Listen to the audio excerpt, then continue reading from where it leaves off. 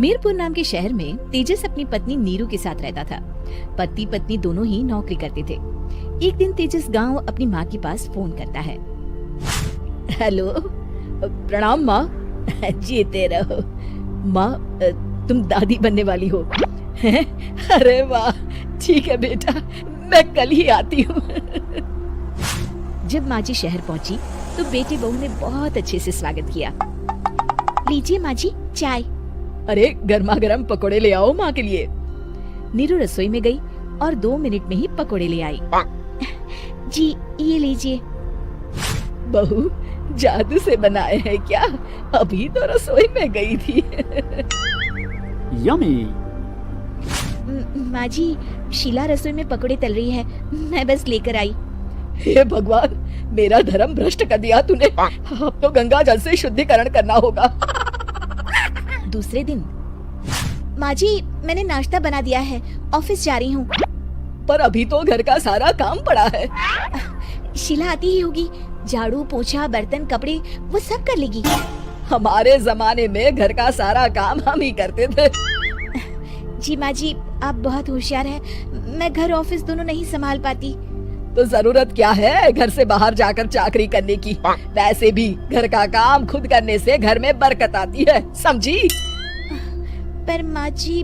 पर वर कुछ नहीं, इस महीने की पगार मिले फिर ऑफिस बंद है। हाँ। रात को नीरू तेजस से कहती है, सुनिए जी, माँ जी बोल रही थी कि मैं नौकरी छोड़ दूं। वैसे ठीक ही तो है, अभी तुम्हें आराम की जरूरत है। फिर भी आराम कहाँ, शीला को छुड़ाने के लिए बोल रही थी। तो अब 24 घंटे में इतना काम तो कर ही सकती हो। पर जॉब पसंद है मुझे, घर पर मन नहीं लगेगा। अगले दिन जब दोनों ऑफिस के लिए निकल रहे थे मेरी तो कोई कीमत ही नहीं है इस घर में। माँ जी, आजकल महंगाई बहुत है, रहन सहन भी बदल गया है, दोनों नौकरी करते हैं तभी ठीक रहता है। अच्छा, तू कहना क्या चाहती है? मेरा बेटा तुझे बिठा के खिला नहीं सकता? तू ही इस घर का खर्च चला रही है, हैं? नहीं माँ जी, मेरा वो मतलब नहीं था। मतलब खूब समझती हूँ, ये बाल धूप में सफेद नहीं किए मैंने। हाँ। अब तो ये रोज का काम हो गया था। तेजस भी रोज की झिकझिक से परेशान हो गया था। एक दिन उसने कहा, नीरू, वैसे भी तुम्हें मैटरनिटी लीव मिलने वाली है, तो अभी से ही छुट्टी ले लो। पर क्या, मेरी सैलरी अच्छी खासी है। आखिर नीरू ने रिजाइन कर दिया। जब बच्चा हुआ तो घर में सब बहुत खुश हुए। कुछ दिनों बाद तेजस फाइल देख रहा था। क्या हुआ तेजस, कुछ परेशान लग रहे हो? हाँ, वो हमारी जितनी सेविंग्स थी वो तो हॉस्पिटल में और छठी के फंक्शन में खत्म हो गई है नीरू। और अभी वैसे मंदी चल रही है तो मैं बोल रही थी कल मुन्ना को हेपेटाइटिस का टीका लगवाना है। नीरू, क्या पोस्टपोन नहीं कर सकते? नहीं जी, बिल्कुल नहीं।